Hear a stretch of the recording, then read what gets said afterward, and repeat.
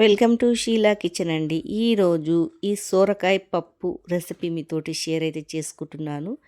ఇది ఈజీగా 10 నిమిషాలలో చేసుకోవచ్చండి పప్పు. బ్యాచిలర్ అయితే ఫస్ట్ ఏమో పప్పు అయితే ఉడకపెట్టుకున్నానండి. ఒక నిమ్మకాయ సైజ్ అయితే చింతపండు అయితే తీసుకున్నాను. దాన్ని మంచిగా వాష్ చేసేసి పక్కకైతే పెట్టేసుకున్నానండి. పప్పు కడిగి పెట్టేసుకున్నాను. దాంట్లో కొద్దిగా ఆయిల్ వేసేస్తానండి. తర్వాత కొద్దిగా పసుపు వేసి ఒక 2 టమాటాలు కోసి వేసేసుకోవాలా. కుక్కర్ అయితే మూత పెట్టి పెట్టేశాను ఉడుకుతానికి. ఇక్కడ వచ్చి ఈ సోరకాయ అయితే చిన్నదైతే తీసుకున్నానండి. లాతగా ఉందండి సోరకాయ. ఈ సోరకాయ పప్పు అయితే చాలా టేస్టీగా అయితే ఉంటుంది.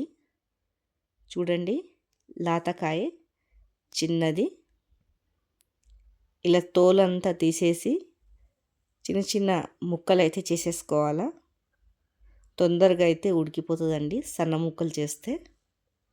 ఇక్కడ వచ్చేసేమో పప్పు అయితే ఉడికిపోయింది కదా.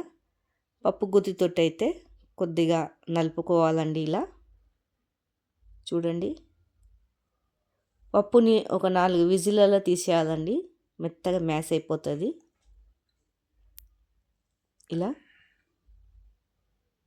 తర్వాత సోరకాయలు పచ్చిమిర్చి అయితే వేసేసుకుంటున్నాను. ఇవంతా అయితే కలబెట్టేసుకోవాలండి. ఇలా కలబెట్టేసుకున్నాక మనకు పచ్చిమిర్చి అయితే వేసాం కదా, కారం పొడి అయితే తక్కువ వేస్తున్నాను. కారం అయిపోతుంది పచ్చిమిర్చి వేసానని. ఇదంతా మంచిగా కలబెట్టుకోవాలండి. ఇలా తర్వాత మనకు వాటర్ ఎంత కావాలో పలసదనం పప్పు చూసి వేసేసుకోవాలా. చూడండి, తర్వాత మనకి రుచికి సరిపోయేంత పులుపుదనం వేసేసుకోవాలా. ఇలా రుచికి సరిపోయేంత సాల్ట్ వేసుకోవాలండి. ఇలా అంతా వేసేసుకున్నాక బాగా అయితే మసలనియాల. తర్వాత కొత్తిమీర కల్లేమాకు పైనుంచి వేసేసుకోవాలి. స్మెల్ అయితే బాగుంటుంది. మీకు కావాలంటే హింగువ కూడా వేసుకోవచ్చండి పైనుంచి, లేకపోతే తాలింపులా. చూడండి, సొరకాయ మంచిగా ఉడికిపోయింది. బాగా ఉడికిపోయిందండి సొరకాయ. ఇక పక్కకైతే తీసేసుకుంటున్నానండి. ఇది